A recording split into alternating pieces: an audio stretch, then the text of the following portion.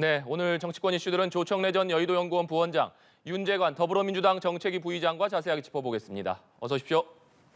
네, 안녕하십니까.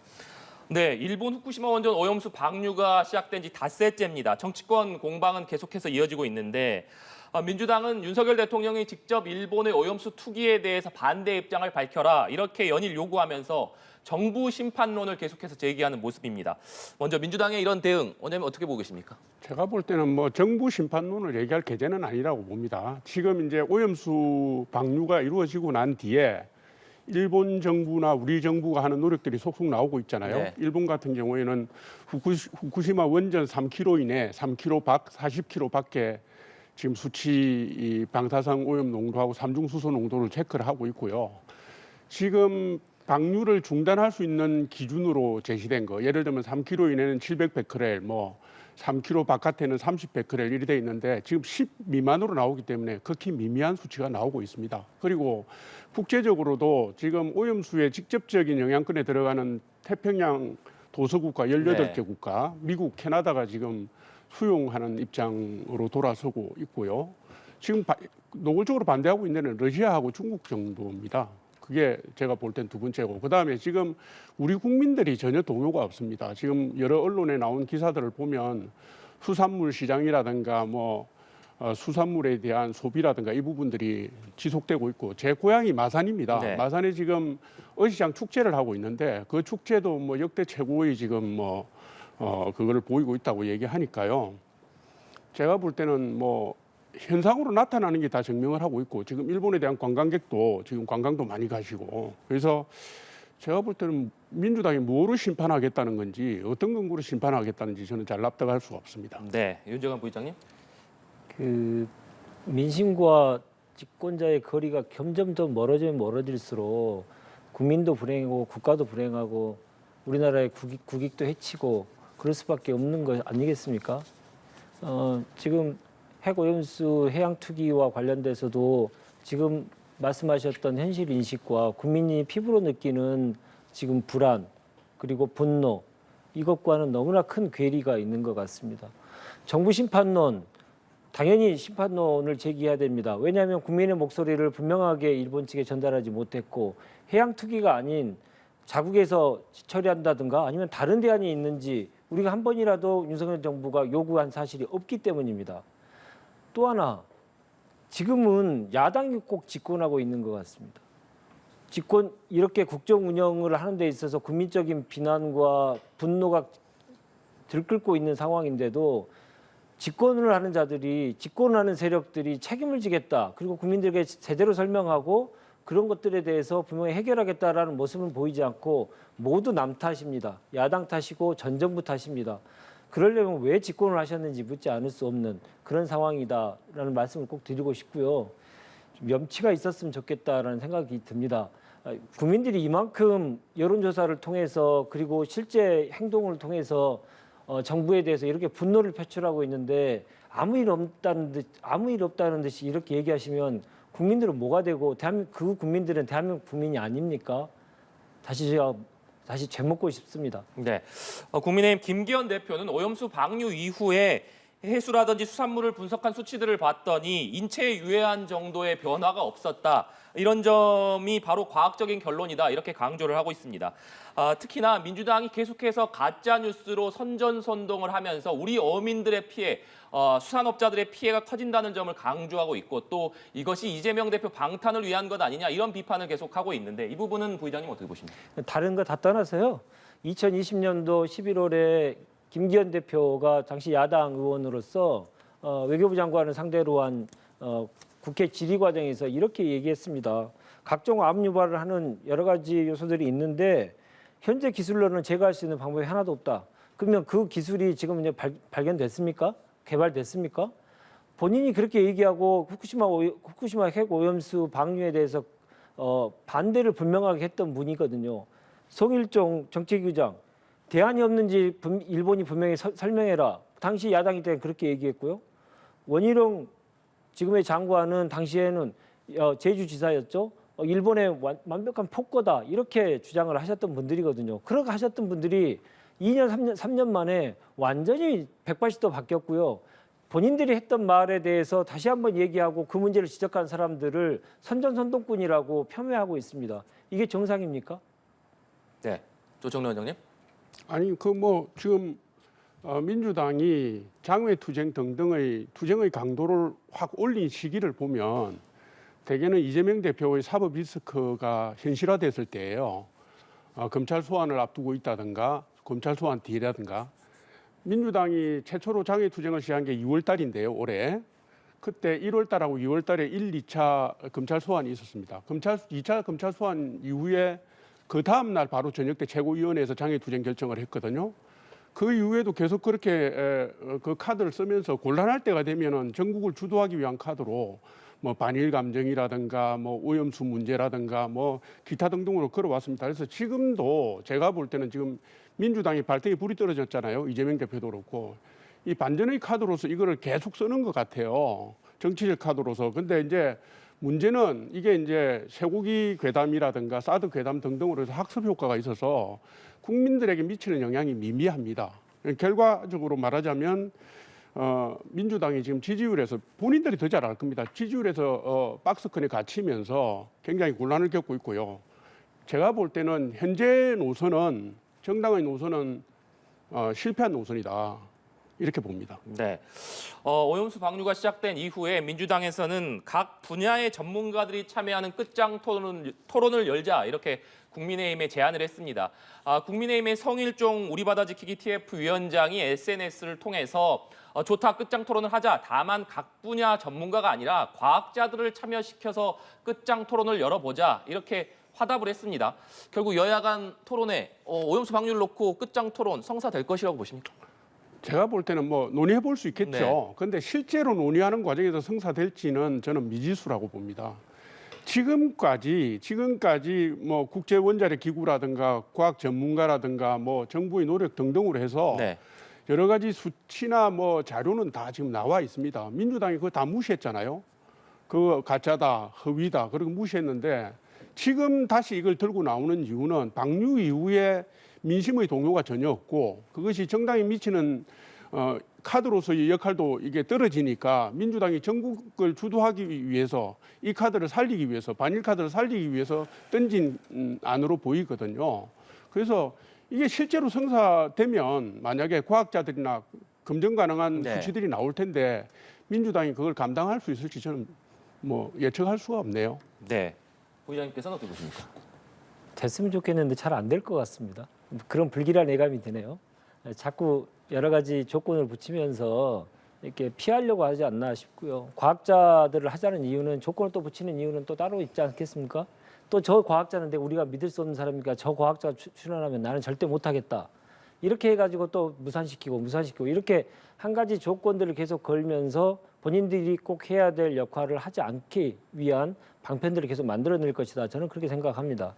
그렇게 되지 않았으면 좋겠는데 아니 지금까지도 계속 해왔고 과학자 굳이 없다 하더라도 여야를 대표해서 국민을 대표해서 끝장 토론을 할 수 있는 거 아닙니까?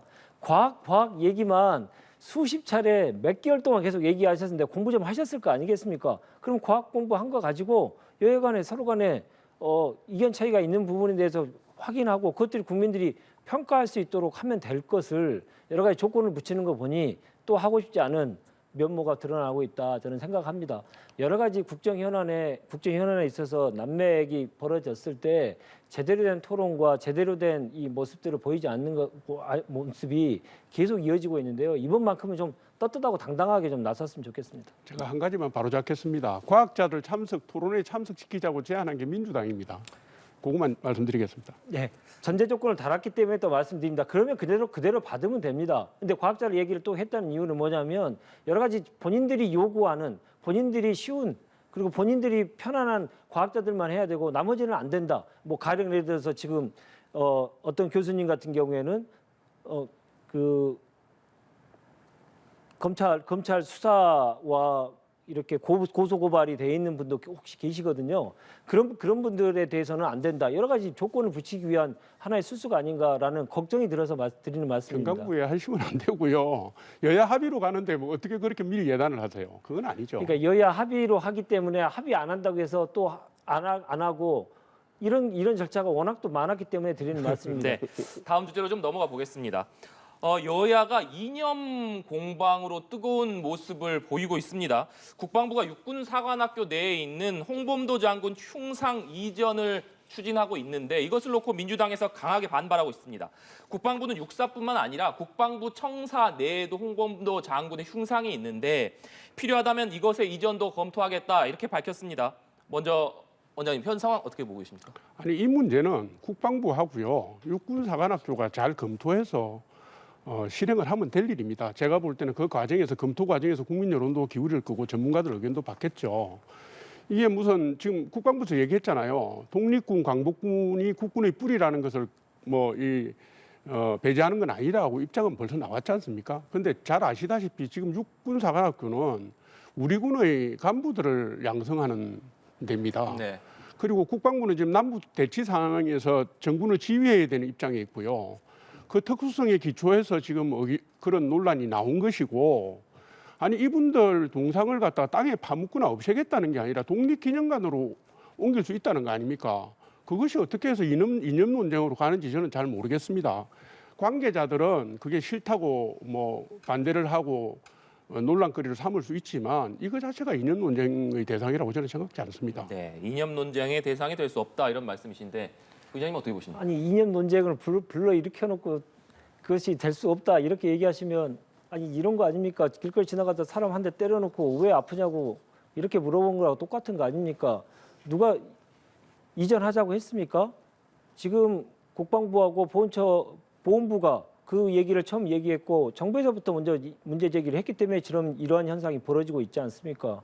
지금 이 현상에 꼭 대통령실은 아무 상관이 없고 대통령은 아무 관련 없는 것처럼 얘기하지만 그렇게 믿을 국민 아무도 없습니다. 대통령이 지금의 모습은 완벽하게 극우 대통령이다. 극우 본색을 여실히 드러내고 있다. 그리고 시도체계적인 공산몰이를 하고 있다. 이런 생각들을 같이 하기 때문에 지금 국방부와 보훈부가 이런 현상까지 이런 일까지 벌이고 있지 않습니까? 아니 홍범도 장군이 우리 어려운 시절에 일제 강점기 시절에 다른 나라들을 떠돌고 하셨던 것들은 다 알고 있지 않습니까? 그 독립 전쟁의 영웅이 한 곳에 머물지 못하고 계속 떠돌았지 않습니까? 그런 분을 국내에 모셔왔는데 그분을 또 다른 데로 또 이전하자고요. 국내에서도요. 이렇게 하면 독립 영웅에 대한 지금 후손들이 해야 될 일입니까? 그리고 오늘 바로 이 방금 들어오기 직전에 또 기사가 하나 떴는데 광복회 회장이시죠? 이종찬 회장께서 이 문제를 크게 제기하니 선대인 이회영 선생님에 대해서는 이번에 흉상을 이전하지 않겠다 이렇게 또 갈라치기 하고 있는 거 아닌가라는 또 기사가 떴어요. 저는 눈을 의심케 했는데 독립영웅의 5인에 대해서는 이회영 선생님이든 홍범도 장군이든 어떤 분이든 간에 그분들의 모셨던 이유가 있는 건데 국민적인 공감대 전혀 없이 지금 극우 본색을 계속 드러내시면서 국민들을 또 갈라치게 하고 계세요. 이게 말이 됩니까? 일본에 말도 제대로 못하는 정부가 일본을 대항해서 독립전쟁을 보셨던 분들을 왜 자리를 옮겨서 독립기념관으로 또 옮겨야 됩니까? 그 이유가 납득이 되십니까? 말이 안 된다고 생각합니다. 네, 민주당에서는 박정희 대통령이 홍범도 장군에게 훈장을 추서했고 또 해군의 주력 잠수함인 홍범도함은 박근혜 정부에서 진수했다 이렇게 비판을 하고 있는데 국방부는 필요하다면 홍범도함의 명칭 변경도 검토할 수 있다 이렇게 밝혔습니다. 이 부분은 부의장님 어떻게 보십니까? 그러니 이 정부의 역사 인식이라고 하는 것이 얼마나 정말 국민들과 유리되어 있는 것인지 다시 한번 여실히 드러낸다 생각합니다. 우리 국군의 가장 정통성 있는 뿌리는 대한독립군 아니겠습니까? 항일 무장투쟁을 했던 이 군대들로부터 대한민국 국군이 시작된다라고 하는 명백한 우리의 정신이 분명히 있고 그것은 헌법 정신에도 부합하는 일입니다. 그럼에도 불구하고 지금 홍범도 그 당시에 왜 홍범도 장군이 공산당에 입당할 수밖에 없었는지에 대해서는 그러한 사정들에 대해서 얼마든지 계속 다 이해됐기 때문에 이미 1962년도에 대통령장을 추서했지 않습니까? 그 정도로 돼서 본인들께서 제일 중요하다고 생각하는 전임 대통령께서도 인정한 분을 왜 이제 와서 몇십 년이 지난 이제 와서 공산당 전력을 가지고 그분이 했던 그 수많은 독립전쟁의 그 치적을 무시하고 이분들 또 욕보이십니까? 이게 꼭 집권자가 해야 될 일입니까? 정말 묻지 않을 수 없는데요. 필요 없는 국가적인 논쟁을 괜히 만들지 마시고요. 문재인 전 대통령도 얘기하셨지만 여론을 수렴해서 그것을 제대로 시정하는 것, 그것은 부끄러운 일이 아닙니다. 지금의 시도를 중지해 주셨으면 좋겠습니다. 네, 원장님께서는 어떻게 보고 계십니까? 아니 이제 이게 역사적인 인물에 대한 부분은 공도 있고 과도 있습니다. 사실 이 문제가 논란거리가 된 것 자체는 제가 보기에도 좀 불편해요. 한데 홍범도 장군과 관련해서 예를 들어 보면 1962년에 건국군장에 추수된 것 맞습니다. 그죠? 그걸 모르는 사람 없습니다. 그리고 봉오동 전투, 청산리 전투에서 혁혁한 공을 세운 것도 맞습니다. 그것도 모르는 사람이 없고요. 1943년에 현지에서 돌아가시고 난 뒤에 2021년에 유해가 우리나라에 봉안되어서 국립현충원에 안장된 것도 맞습니다. 그게 공에 대한 평가고 우리 국민들이 갖고 있는 그분에 대한 염입니다. 그런데 과도 있습니다. 1921년도 러시아령 자유시에서 있었던 일명 자유시 사변, 자유시 참변이라는 게 있지 않습니까? 그 명칭이 알렉셰프스크인데요. 발음이 좀 어렵네요. 그런데 그때 소련 적군 계열이 민족주의 계열 공산당 입당 안 한다고 1,500명 학살하거나 다친 그 사건이 있습니다. 거기에 홍범도 장관이 연루가 돼 있고요. 1927년도에 소련 공산당이 입당한 이후에 모스크바 국제공산당대회에 참석한 부분도 있습니다. 그러니까 이런 부분들이 있기 때문에 논란의 여지가 있는 건 논란을 하면 되고 공이 있는 부분은 공으로 평가하면 되는 겁니다. 역사라는 게 한쪽만 부각시켜서 미화시켜서 갈 문제는 아니거든요. 이참에 이 문제가 제기가 이왕에 되었으니까 제가 볼 때는 이거는 좀 공정한 평가를 거쳐서 여론까지 반영해서 가는 게 맞다고 봅니다. 네. 지금 홍범도 장군 흉상 이전과 함께 논란이 되고 있는 것이 광주광역시가 추진하고 있는 작곡가 정율성 역사공원 조성과 관련한 논란입니다. 오늘도 박민식 국가보훈부 장관이 입장을 밝혔는데 우리에게 총과 칼을 들이댔던 적들의 사기를 북돋았던 응원대장이었다. 정율성이 이런 응원대장이었기 때문에 장관직을 걸고서라도 이 역사공원의 조성을 막겠다. 이렇게 강조를 했습니다만 강기정 광주시장은 왜 국가보훈부가 보훈단체나 보수단체를 부추겨서 광주를 다시 이념의 잣대로 고립시키려는 행위를 하고 있느냐라고 비판을 하면서 역사공원을 계속해서 조성하겠다 이런 뜻을 밝혔습니다. 이 정율성 역사공원과 관련한 이 논란에 대해서 부의장님은 어떻게 보고 계십니까? 침소봉대하고 있는 거죠. 이 본인들이 꼭 하고 싶었던 백선엽 장군에 대한 이 영웅화 작업을 하기 위해서 반대급부로 지금 이 조그맣게 지방자치단체에서 추진하고 있는 조그만 사업들을 침소봉대 해가지고 지지층을 결집하려고 하는 정치적인 쇼를 하고 있는 거 아니겠습니까? 그 국민들 다 알고 있다고 생각하고요. 아까 말씀하셨던 지금 그 육사 흉상 문제와 관련돼서도 계속 이런 거 아닙니까? 윤석열 대통령을 적극적으로 지지하셨던 지금 광복회장 이종착 회장님마저도 이것은 잘못된 결정이고 반역사적 결정이고 지금의 국방부 장관한테 어느 나라 국방부 장관이냐고 묻고 있지 않습니까?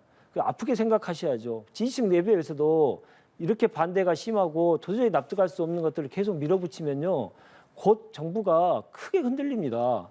이런 상황들을 계속 만들어내는 이유가 뭐겠습니까? 자꾸 대한민국을 갈라치게 하고 이념 논쟁을 하고 자꾸 계속 구구의 모습으로 계속 보임으로써 대한민국의 정통성을 자신들의 가지고 있는 것처럼 계속 하기 위해서 하는 거지 않습니까?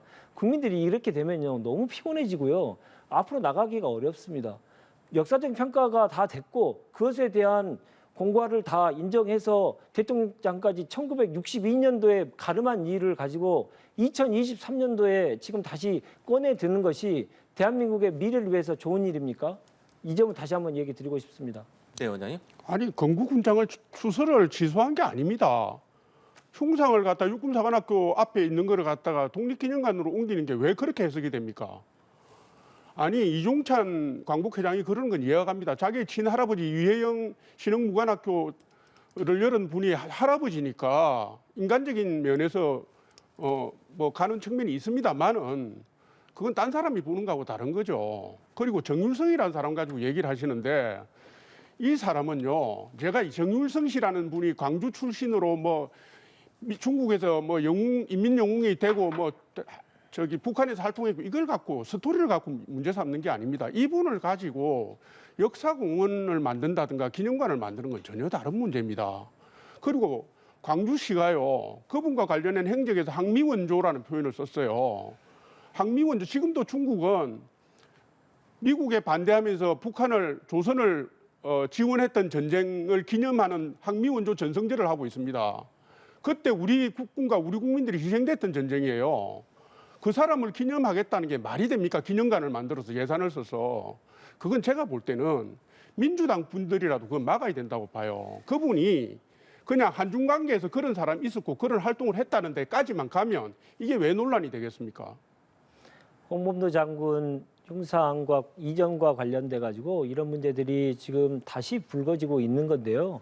이 문제들은 이렇게 국민적으로 걱정하실 문제까지 비화시킬 이유가 없습니다. 지방자치단체도 광주시도 그 내용 지금 말씀하신 내용에 대해서 충분히 알고 있고요.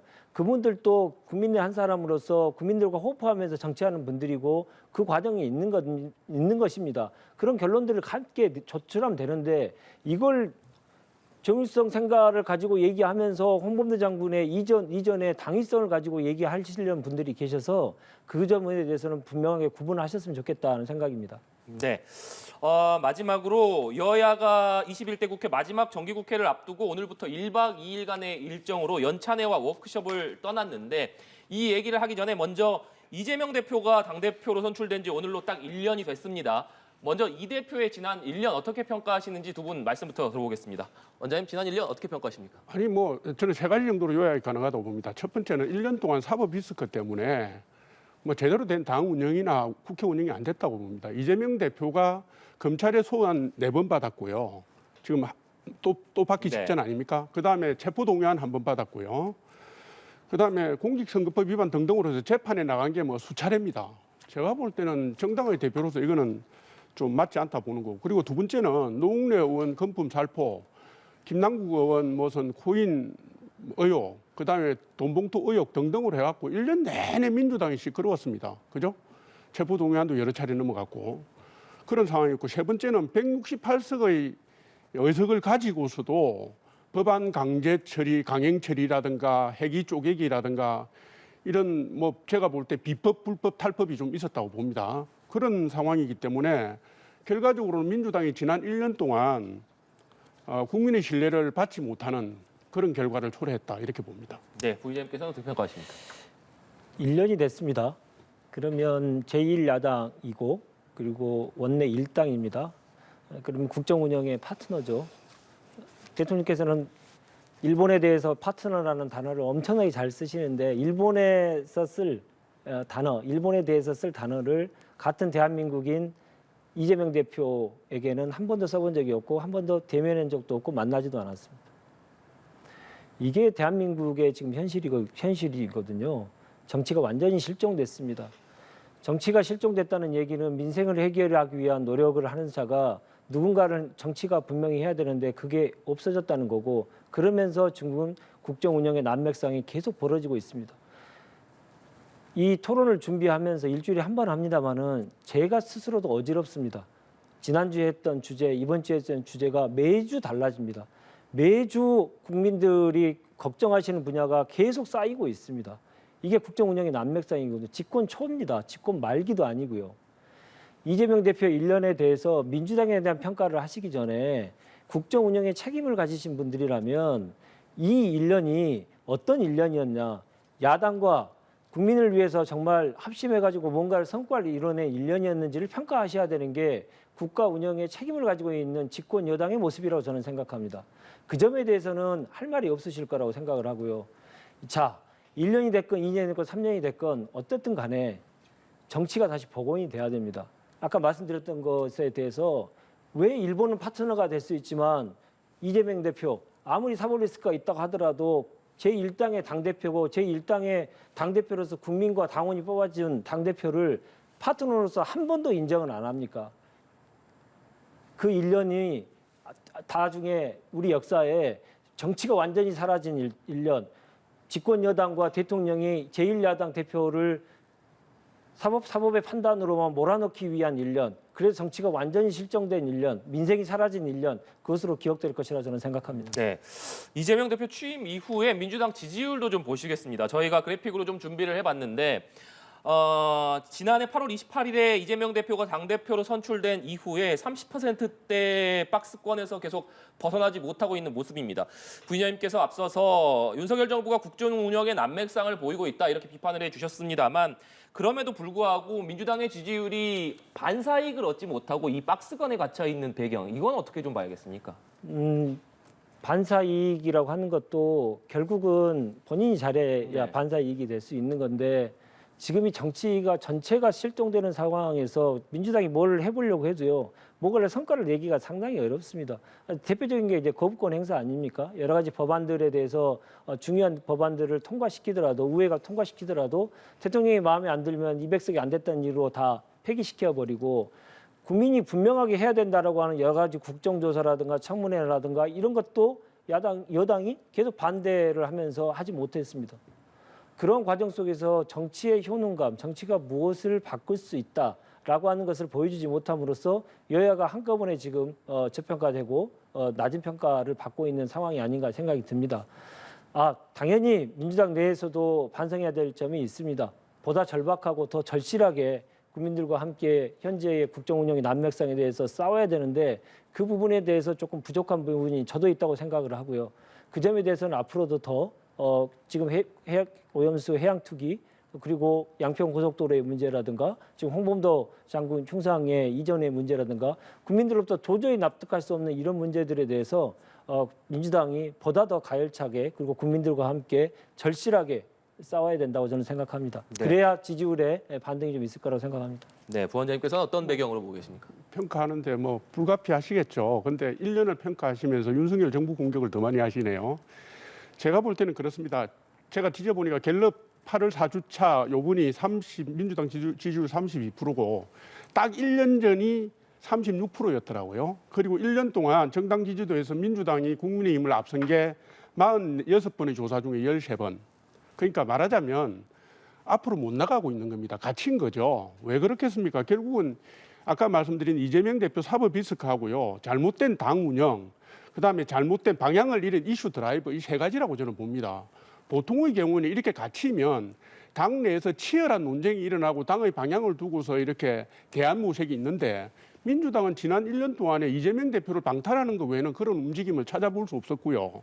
비명계들이 의견을 내놓으면 개딸들이 공격하는 이런 게 계속 반복됐지 않습니까? 당연한 결과다 이렇게 봅니다.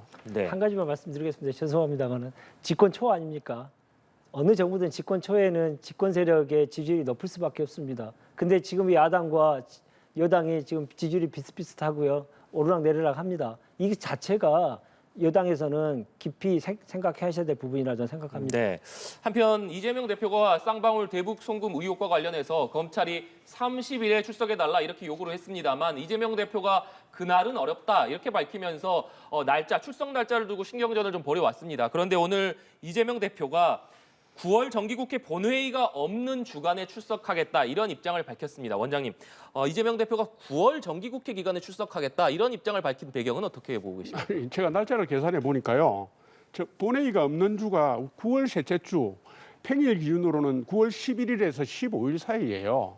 그러면 결국 이때 가서 출석해서 조사를 받으면 검찰에서 체포동의안을 넘기더라도 10월로 넘어갈 가능성이 커지지 않겠습니까? 지금 검찰의 체포동의안 넘기는 부분들을 계속 지연시키고 있는 게 민주당이다. 이 점을 제가 말씀드리고 싶고요. 9월 출석을 밝힌 이유는 간단합니다. 검찰이 요구하는 대로 끌려가지 않겠다. 이게 사법 리스크를 수동적 입장에서 받기보다는 정치 카드로 써서 내가 전국을 주도하겠다. 이 의지를 보인 것입니다. 그러니까 이게 제가 볼 때는요. 뭐가 저렇게 떳떳하신지 결국은 민주당하고 상관없는 개인 비리 아닙니까? 대장동, 백현동, 위례, 쌍방울, 성남FC 다 마찬가지입니다. 결국 민주당의 지금 혼란과 이 부분을 주도하고 끌고 가고 있는 분이 이재명 대표인데 앞이 안 보이죠. 이런 식이면. 네, 부의장님 어떻게 보고 계십니까? 검찰의 직무유기 아닙니까? 9월 1일 날부터 정기국회가 개의된다라고 하는 것은 대한민국 국민이면 다 압니다. 그 몇십 년 동안 계속 유지해 왔지 않습니까? 법으로도 정해 왔지 않습니까? 그러면 이제 본회의가 계속 있고 국회의원으로서의 역할도 분명히 해야 됩니다. 지금 이재명 대표가 뭐 재판을 받았습니까? 아니면 1심이 나와서 뭐 유죄가 확정됐습니까? 무죄 추정의 원칙에 의해서 당연히 국회의원으로서 역할도 당대표로서 역할도 충실히 해야 되는 겁니다. 그건 당연한 거죠. 그러면 9월 1일부터는 당연히 그런 일정이 많아질 거라고 하는 것은 누구도 다 알고 있습니다. 그러면 1년 넘게 계속 이렇게 탈탈 털고 있는데 그 전에 하면 안 됩니까? 왜 이것들을 계속 시기를 조절하면서 민주당의 분란을 조정할 수 있는 그 시기를 선택해서 하는 것처럼 국민들이 생각하게 그렇게 검찰이 수사를 합니까? 계속 말씀드리고 드렸습니다만은 검찰은 수사를 해야지 정치를 하면 안 되거든요.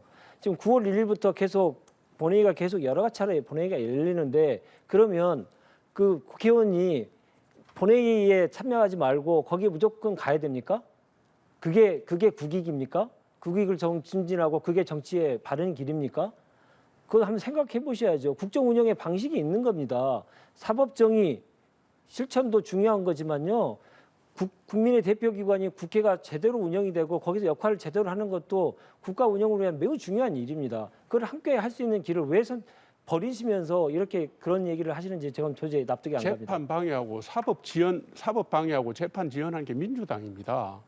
잘 아시잖아요. 지금 이화영 대북 송금 문제도 지금 사실상 재판 지연 사법 방해하고 있고요. 그리고 누구든지 혐의가 있어서 검찰에 소환하면 날짜를 조율할 수는 있습니다. 근데 언론에다 통보하는 식은 안 되는 거죠. 네.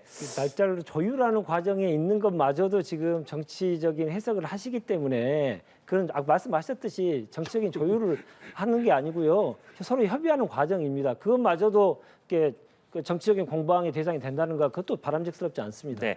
마지막으로 앞서 말씀드린 대로 여야가 1박 2일간 워크숍 또 연찬회를 지금 떠나 있는 상황인데 각 당에서 어떤 부분들을 좀 집중적으로 논의할 것을 예상하시는지 짧게 들어보고 마무리하겠습니다. 부원장님, 오늘 국민의힘 연찬회에서는 어떤 부분들이 좀 집중 논의될 것으로 당단합을 보십니까? 도모하는 거죠. 정기국회 대책하고 총선이 뭐 8개월도 안 남았으니까 그게 이제 지금 총선 일정도 들어갈 시점이 아니고 그렇기 때문에 일단 당내에 네. 합의 구조를 만들고요. 정서적인 유대 공간을 만드는 정도의 의미가 있다고 저는 봅니다. 네.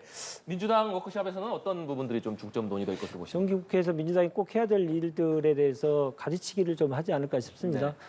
아까 말씀드렸듯이 너무 많은 이제 사건들이 벌어지고 국민들이 납득할 수 없는 일들이 벌어지기 때문에 매우 중요한 일들이 엄청 많은데 현실적으로 정치가 할 수 있는 역할이 매우 한정되는 그러한 현실이 좀 있기 때문에 그 점에 대해서는 어떤 게 더 집중할 것인지에 대한 내부 공감대가 더 마련하는 것이 매우 중요하다 저는 그렇게 생각합니다. 네, 알겠습니다. 오늘 두 분 말씀 여기까지 듣도록 하겠습니다. 지금까지 조청래 전 여의도 연구원 부원장, 윤재관 더불어민주당 정책위 부의장과 얘기 나눠봤습니다. 오늘 말씀 고맙습니다.